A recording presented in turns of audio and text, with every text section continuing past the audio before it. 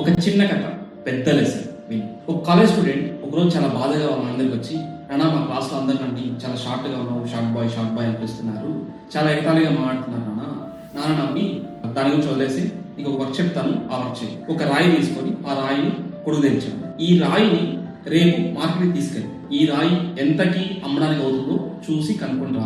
ఒక person okay ఈ రాయి బాగుంది కాబట్టి 10 రూపీస్ పే చేస్తాను అన్నట్టుగా అన్నాడు. నెక్స్ట్ ఒక జ్యువెలరీ షాప్ ఆ రాయి చాలా మెరుస్తా ఉంది, so okay I can pay for 1000 rupees. Again gem expert దగ్గర తీసుకెళ్ళాడు. అతను ఈ రాయిని చూసి it is a rare stone, ఈ యొక్క రాయి విలువ లక్షల్లో ఉంటుంది అని చెప్పాడు. అతను ఇంటికి వచ్చి నాన్నతో అన్నాడు, నాన్న సేమ్ రాయి ఒక పర్సన్ 10 రూపీస్ అంటున్నాడు, ఇంకో పర్సన్ 1000 రూపీస్ అంటున్నాడు, ఇంకో పర్సన్ లాక్స్ అంటున్నాడు. దానికి నాన్న ఆ రాయి ఎవరి చేతిలో ఉంటుందన్న దానిపైన డిపెండ్ అయి ఉంటాయి దాని యొక్క వాల్యూ అనేది. నువ్వు ఎవరితో ఉంటావు అన్న దాన్ని బేస్ చేసుకొని నీ యొక్క వాల్యూ పెరుగుతుంది, అది తగ్గుతుంది. మనం ఎవరితో ఉంటే మన వాల్యూ పెరుగుతుంది అని అనుకుంటాము, వాళ్ళతో నువ్వు ఉండాలి.